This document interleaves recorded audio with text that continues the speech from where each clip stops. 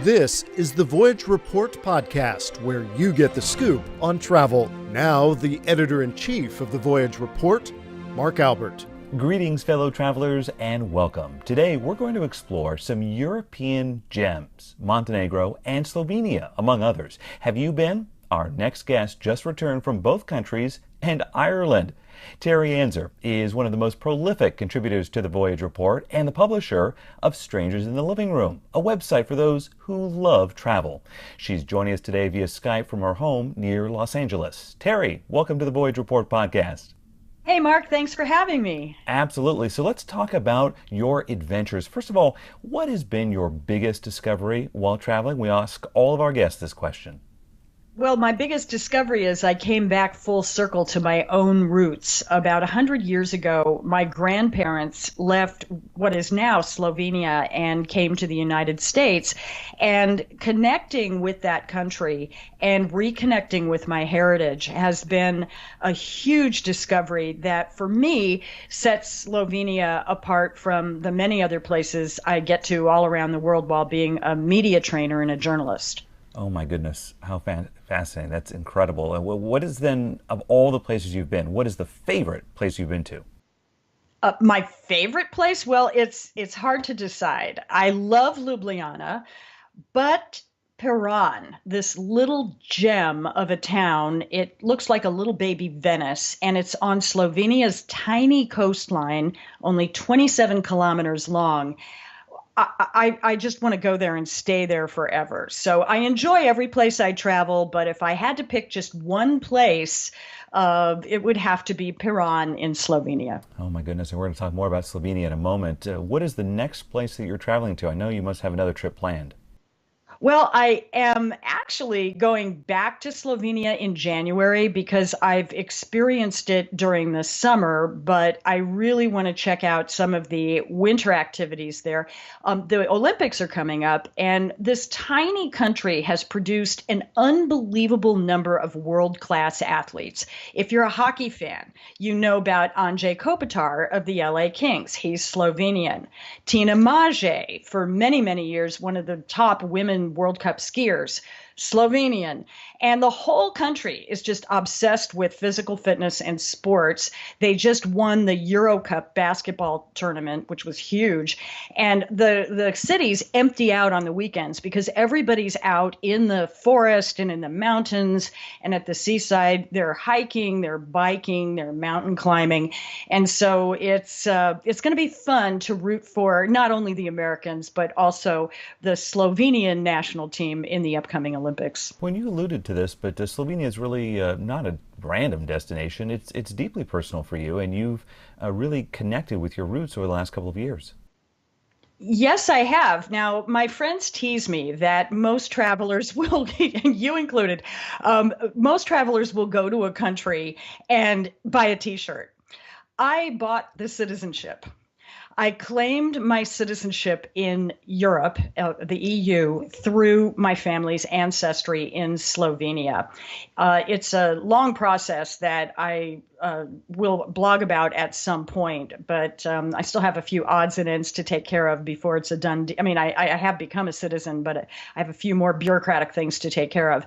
But yeah, so I really have adopted this as my second country. Of course, I'm also very proud of being an American. So you are a dual citizen of the U.S. and Slovenia. Absolutely. And that means I have tried to learn the language, which is really, really hard. It's a Slavic language similar to what you might hear in Serbia or Croatia. And although they don't use the Cyrillic alphabet, it has some similarities to Russian. Well, can you say hello to us? Živio would just simply be hi, or dobar dan, which would be good day. Kako si, ask your friend, how are you? I've been in language school for 2 summers, and I'm learning. I'm trying. Oh my goodness. So, listeners, you never knew you were going to learn how to speak a new language here today on this podcast. But I have to say that in Slovenia, they get it, that they're a small country of only 2 million people and their language is hard. So English is widely spoken. Oh, that's awesome. And listeners, in fact, you can see Terry's top travel tips in 2 minutes video from Slovenia at voyagereport.com. Just click on destinations and then Slovenia. So, Terry, about the country, what surprised you the most when you were there? Well, actually, what surprised me was how much it felt like home. And the reason why it was surprising, and I say this reaching out to the many Americans in places like Ohio and Pennsylvania, where there's a huge community of people with Slovenian roots. Slovenia wasn't a country until 1991. It was part of the former Yugoslavia. And before that, it was part of the Austrian Hungarian Empire. And so when my ancestors left, they felt that they were from Austria. So growing up, I always heard, oh, you're Austrian. And as a college student, I went to Austria and it felt good, but it didn't feel right. When I went to Slovenia, one of the first things I saw was this pastry called patica that our family always made at Christmas time. And it was instantly recognizable. And I had to laugh recently when Melania Trump and the Pope were talking, and the Pope said to her, knowing she was Slovenian, how much he liked pizza. And the American press is going, what, pizza? No, pizza. It's a thing. And by the way, Melania Trump, as many people know, was born and grew up in Slovenia. But the reason why it surprisingly feels home to me is we never said, oh, we're Slovenian. But then I looked at my grandmother's records from Ellis Island, and she identified herself of Slovenian ethnicity. And so all the pieces, my mother's side is Polish, but all the pieces of that side of my family began to come together. And I have connected with some of the 242 people in Slovenia who have my last name and hope to meet some of them in the future. I would love to see that family reunion, Terry. How do you cook for 242 people? I don't. I've met a lot of great chefs in Slovenia, and I think I'll let them do the cooking. Well, I love pastries of any kind, so you've just made me very, very hungry here. Oh, and sladoled. That's going to be a big word for you, Mark. Sladoled is ice cream. Sladoled. Yes. Oh my goodness, I love ice cream of all kinds. Mint chocolate chip is my favorite. I wonder if they had mint there in Slovenia. Oh, yes, they do. Fantastic. I can't wait to go. Now, while you were there, you actually went on TV Slovenia, a national broadcaster, and I'm wondering what it was like to be interviewed in Europe as an American journalist at this fascinating and unique time in our history. They were very curious about President Trump and, of course, the First Lady, Melania Trump. But they were also very interested to hear some of the findings about why the press coverage of this administration has been so negative. And this started a conversation about what is the role of the press in a democracy. Yes, it's supposed to be an adversarial relationship, but is it a thing where the press should take sides for or against the president, or the press somehow takes the side of the people? And what does that mean for the role of the reporter in covering a president?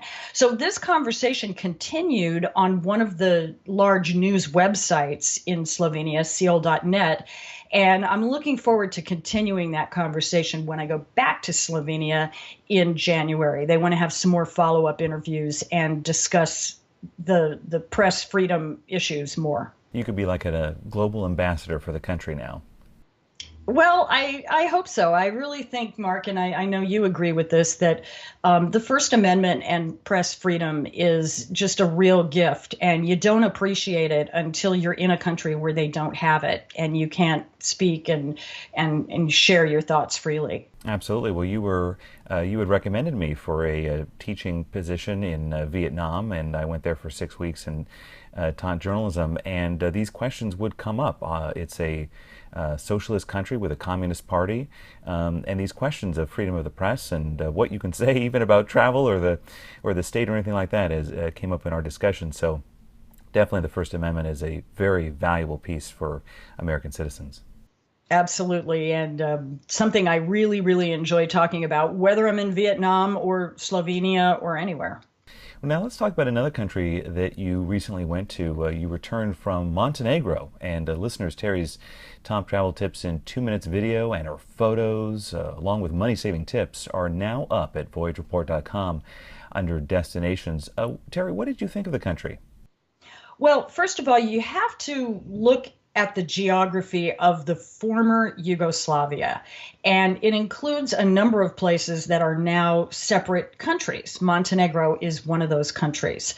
Realize that even though you're going to a lot of places that seem straight out of a fairy tale, these people were involved in a shooting war as early as the 1990s. What happened was the Berlin Wall came down, and that led us to a series of events where the former Yugoslavia broke up, and the Slovenes were very quick to join the EU. The other portions of the country were not so quick to join up with the EU, and there was a lot of ethnic-based fighting that, we came to know as the Balkan Wars. And so when you go more east in the former Yugoslavia where this conflict took place, you're going to start to run into some of these tensions and ethnic divisions. It's not obvious to the casual tourist, but when we were in Montenegro, we took a day trip over to Dubrovnik, which of course is very familiar to Game of Thrones fans. And you realize that this historic UNESCO-protected world-class city was shelled by the Serbians in this war and largely destroyed. It's been beautifully rebuilt. As a tourist, you would hardly know unless you took the time to go to some of the really evocative war museums that are there. Well, in fact, it's funny you mentioned that. I recently went to Poland, and when I was deciding whether to go to Krakow or Warsaw, I picked Krakow because it largely survived the bombing in World War II, and Warsaw was mainly flattened. So sometimes you go to these cities in Europe and you don't realize just how devastated they were in various conflicts and how great the revitalization has been. Well, for Montenegro, we are not big cruise ship people, but I would say that most travelers will visit Montenegro by cruise ship. The Bay of Kotor is unbelievably beautiful. That's where the cruise ships come in, and they dock right outside the historic medieval town of Kotor. And as you know, Mark, from our video, the climb up to the top of the fortified walls, the equivalent of a 78-story building, which we talk about in our Montenegro video on the Voyage Report, is truly one of the highlights. But you have to be in good shape, and you have to be prepared with proper walking shoes, because we saw people getting off the cruise ships in flip-flops and bathing suits, and they just weren't prepared for what you need to do to get up to the top of this thing, which is worth every step. The view is just heart-stopping. It's just, you'll never forget it. Listeners, Terry is such a champ that after she climbed that 78-story building, she did a stand-up on camera for us for the video at voyagereport.com. And I think you said, Terry, if I'm paraphrasing correctly, that it's a great morning workout or something like that. Yes, and going up there in the morning is really a good idea if you're staying in the area, because you can beat the crowd from the ships and you can avoid the hot midday sun. It just costs a couple of euros to get on the path to go up, and it's just the greatest workout, the greatest morning entertainment. And you're walking on these ancient walls, and over the centuries, many different types of forts have been built and ruined up there. They're very proud of the fact that Kotor was never conquered from land, because they couldn't get through these fortifications. It's been conquered through sea a couple of times, but never by land. And you will feel like a conquering hero if you make it to the top of this thing. I bet you feel a sense of history when you're walking on those ancient paths and on those walls, and if only they could talk, right? Oh, absolutely. And then in the town of Kotor, there's lots of cats. If you love cats, the cats of Kotor are a thing. They're just everywhere, and they own the place. And there's even a museum devoted to the cats. So getting back to the former Yugoslavia, just outside the ancient walls, you're going to see evidence of the communist times. This huge resort called the Hotel Fjord. And the Hotel Fjord was the place to go for weary factory workers to vacation in the beautiful Bay of Kotor.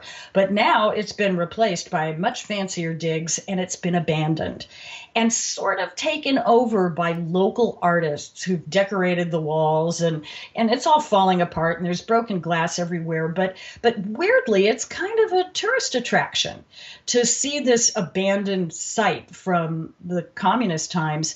It's made out of Yugoslavian concrete, and it would probably be very difficult to try to tear it down.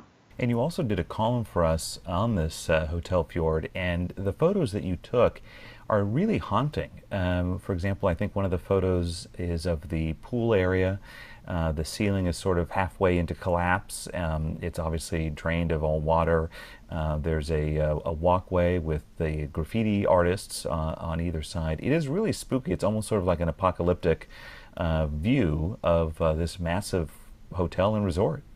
And then there's nearby, I'm going to update the post with a few more photos. There's an abandoned soap factory that, again, is just a spooky ruin of, the times in the 20th century when this was part of Yugoslavia. And now, of course, the factory is shut down, the manufacturing has moved elsewhere, but it's still this eerie place that you can go and take photographs. I did a story once for CBS News about abandoned airports in the United States, and this photographer had gone nationwide into like dozens and dozens of airports, and they had that same spooky, apocalyptic quality to them. And you just sort of imagine whether you're, there in Montenegro or you're in Slovenia or you're at an airport in the U.S., when you go to these abandoned buildings, you just sort of wonder about the travelers who went through them and their stories and the history. It's kind of a spooky feeling, sort of.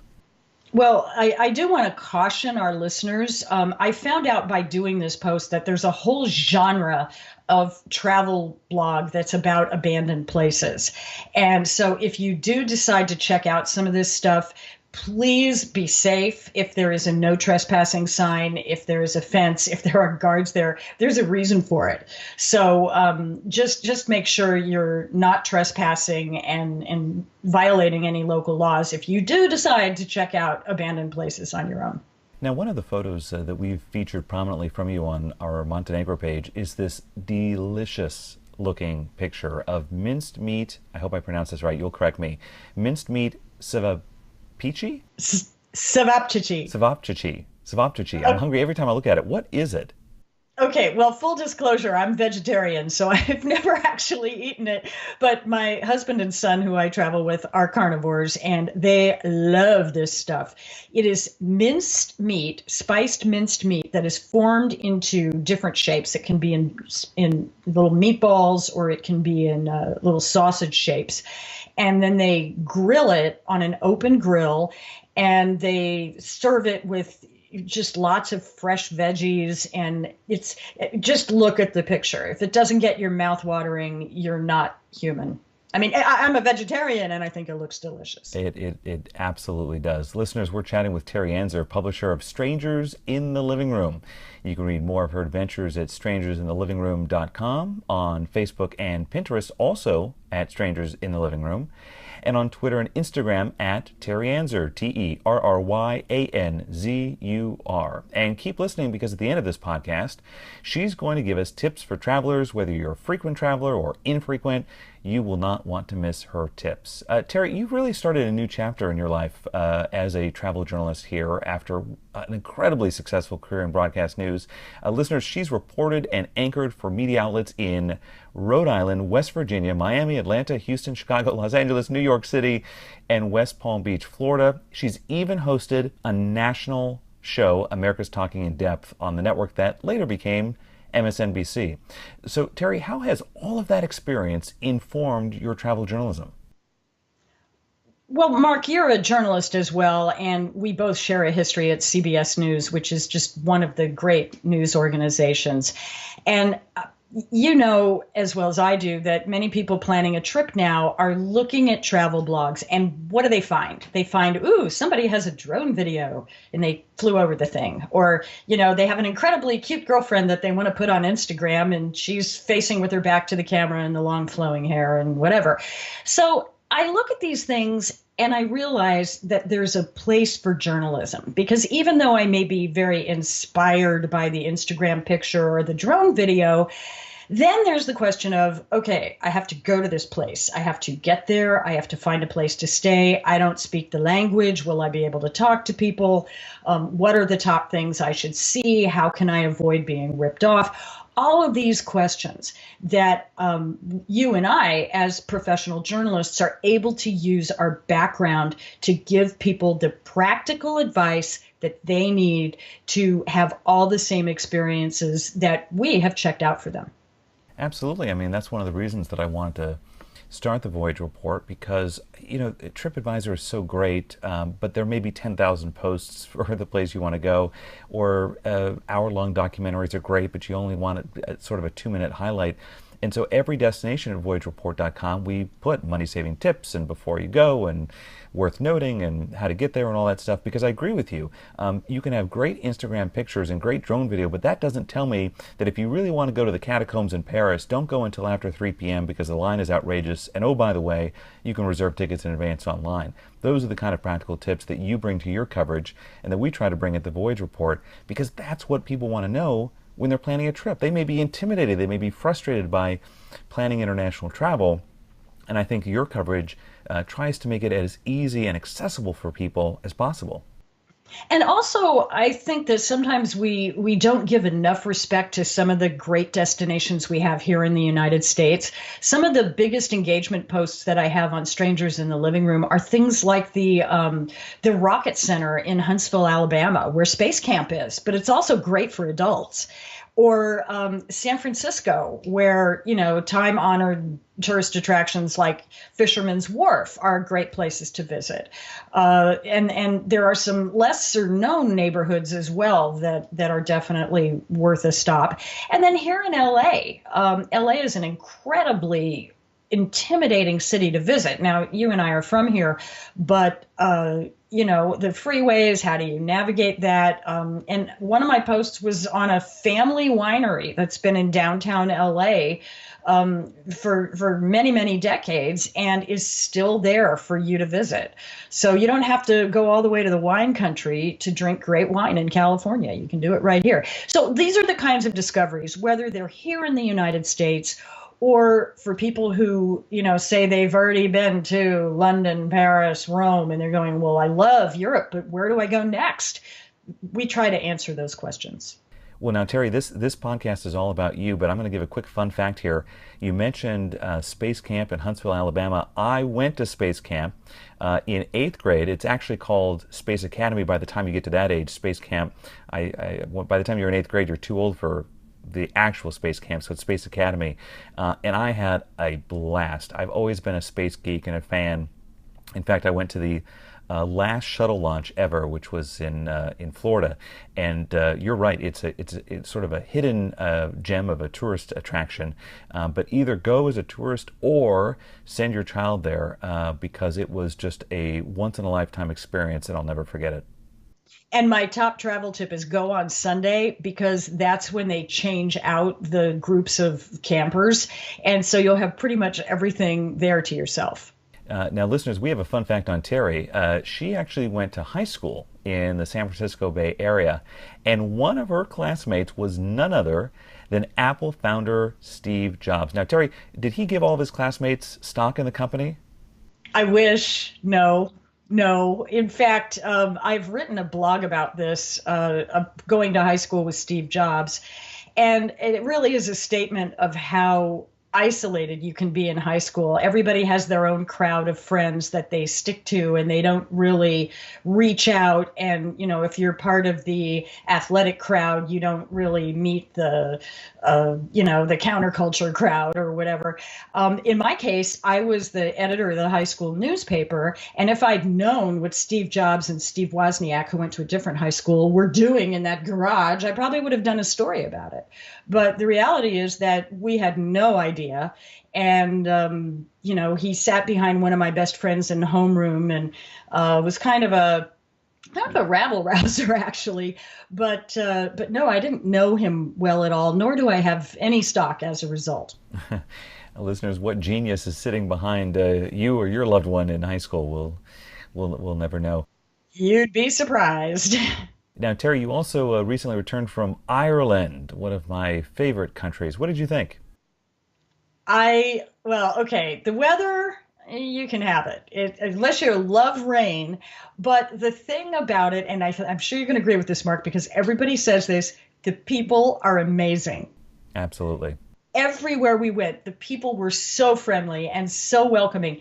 It's the kind of country where you don't mind stopping to ask for directions because everyone wants to give you directions. And the photo opportunities, the people, the food, it was a great trip. Now, tell us some of the places that you went in Ireland. Well, we started in Galway, and I write a lot about the connections between places we visit and the TV and film industry, because very often that will inspire someone to take a trip. So I was able to visit just north of Galway in the village of Spittal, a thriving center of TV and film production. And in some cases, they get business from Hollywood because one person said, "Oh, if I'm in Santa Monica, it's easier for me to collaborate online with someone in Ireland rather than drive across town in traffic to someone who's in a production house in Hollywood." So they have this thriving industry going on, and many, many movies have been filmed in Ireland. Of course, Game of Thrones and many more. But that was part of it. And then we went down along the Wild Atlantic Way, the Cliffs of Moher, down into the Ring of Kerry. And big disappointment that we were not able to go to Skellig Michael, the island that is prominently featured in the current Star Wars movies. But there's plenty of great stuff to do in the area, which I blogged about. And then on to Killarney and Kenmare, the Rock of Cashel, and then we finished up in Dublin. And the island that you're referring to, where Star Wars, part of it was filmed, listeners, you'll know it because it's at the very end of Star Wars Episode 7, and I believe it's also in Star Wars Episode 8, The Last Jedi, that debuts in theaters across the U.S. and worldwide beginning December 15th, 2017. Terry, I've already got my tickets. I told you I was a space geek with Space Camp. I already have my Star Wars tickets, but you write in your on your blog that it is actually kind of difficult. I think when you were there, only 9 days of the month, the weather cooperated and you were able to take the ferry out there? Yeah, well, the weather did not cooperate on the day that we were there. So what you do is you buy your ticket and you take your chances. But if the weather is not good, they will give you your money back. And then you can do fun things like visit the pub where Mark Hamill hung out during the filming. And you can pull a pint of Guinness, just like Luke Skywalker. You can stay where J.J. Abrams stayed when he was directing the movie. And there are just a lot of fun tie-ins for adults, for kids, just a lot of different things to do. So the lesson of your entire trip to Ireland is that Jedi drink Guinness too. Absolutely. Listeners, it's time for us to ask Terry for her top travel tips. She has traveled the world both as a journalist, as an explorer, as a teacher, and she's got a lot of tips she's going to share with us, both for those of you who travel all the time and for those of you who may not travel as often. Perhaps you're thinking of taking your first international trip. So Terry, what are some tips that we can give our listeners that they can use with them wherever they go? Well, I would first of all say that when you're traveling, plan to leave your feedback in the form of a review. I was a very early adopter of TripAdvisor, and by the way, I'll tell you in a minute what those points that you get for doing reviews are good for. I have an incredible number of those points under the pen name Stranger's Blog. And I started doing this because these reviews from other travelers are so important to me when I'm researching a trip. And pay it forward. Just if you've had a good experience, if there's something that other people should avoid, put it out there on TripAdvisor, because then, through community, we can all have better trips. The second thing I would say is know your own personal traveling style. I am not a big tour group person or a cruise ship person, but there are some destinations where you are going to feel better doing that. And two cases in point, which are part of our videos, Mark, on the Voyage Report, Egypt and Jordan. I took a pre-planned tour in both of those countries where there are some safety concerns, and I was really, really happy that I did. On the other hand, my blog is about the kindness of strangers. And if you get out of the tour group and you're in a country where you can go local, you can go Airbnb, you can try to live like a local in a town for a week rather than just going through for a day on a tour, you'll really feel the kindness of strangers and understand a lot more about the landmarks that you're seeing. I totally agree. I'm not a tour group kind of a guy. Anytime I can go on my own or have a self-researched itinerary, I try to do that because I'm not a fan of being in a bus with 40 people. Although, as you mentioned, there are just some times that you have to do that. But I try to avoid it whenever I can. But you don't have to be in a bus with 40 people. There are many great tours that are in a bus of 6 people. So, shop around, because don't write off a destination because you don't speak the language or have some, concerns maybe about safety. Look for the kind of tour that fits your traveling style if you don't feel comfortable doing it on your own. And that's a great point. In fact, in Hanoi, Vietnam, I wanted to go to Ha Long Bay, which listeners, you can see some gorgeous photos of the bay at voyagereport.com. Just click on destinations and then Vietnam. And it was just like you described. It was a bus of about 6 people because it just wasn't really realistic to do it on your own. And they handle all the transportation and everything. So you're right. Absolutely, there are times when a smaller tour group that you feel comfortable with may be the right way to go. And nearby Ha Long Bay is Bai Tu Long Bay, which Hanoi locals will tell you is just as beautiful and less crowded. That's a great tip. You mentioned TripAdvisor, which just is a wealth of information.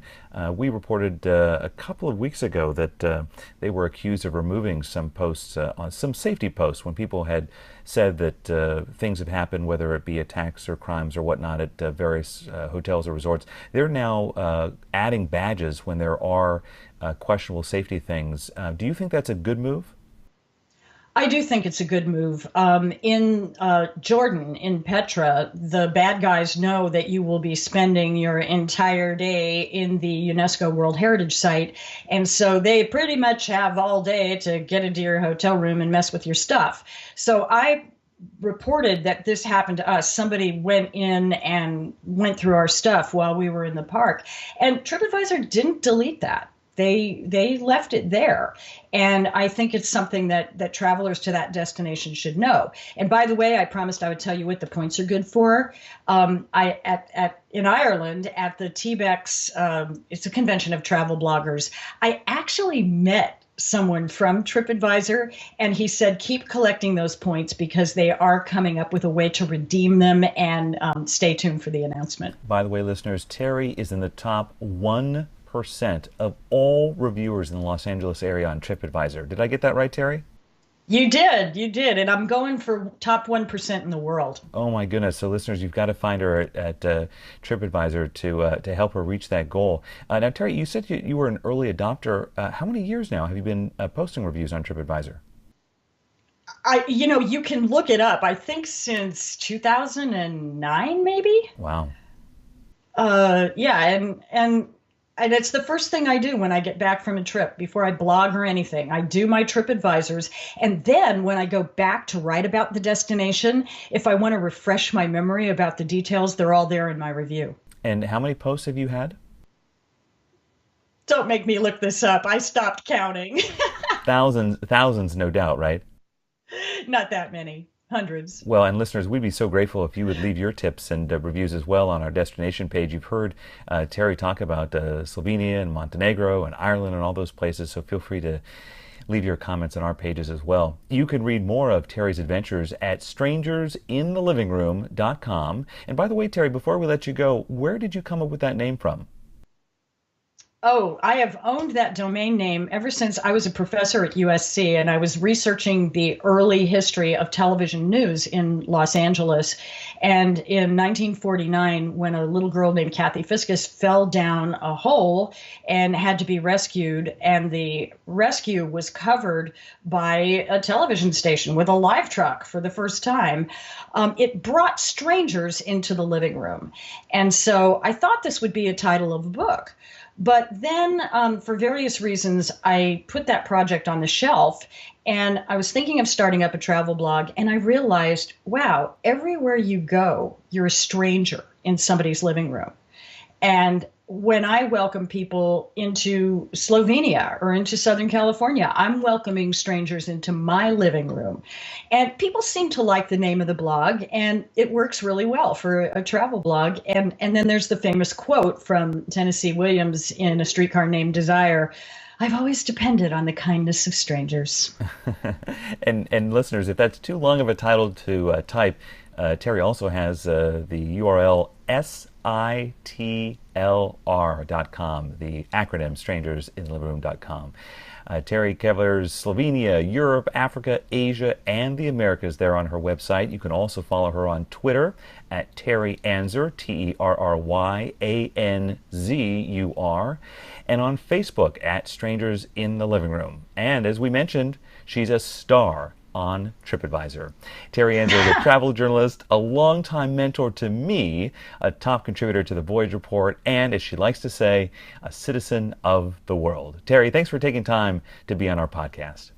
Thank you. Great blog, great Voyage Report, great podcast. Thanks for having me. Listeners, have you been to Montenegro or Slovenia? If so, what are your top travel tips? Let us know by rating this podcast, giving us a review, and sharing it on social media. We have guests every week talking about travel news and trends, so be sure to subscribe to our podcast. We'd sure appreciate your review. It helps bring more awareness to our journalism and original content. And if you have an idea for our future guests on our podcast, please reach out at voyagereport.com and let us know. Thanks for joining us today. I'm Mark Albert. Bon voyage.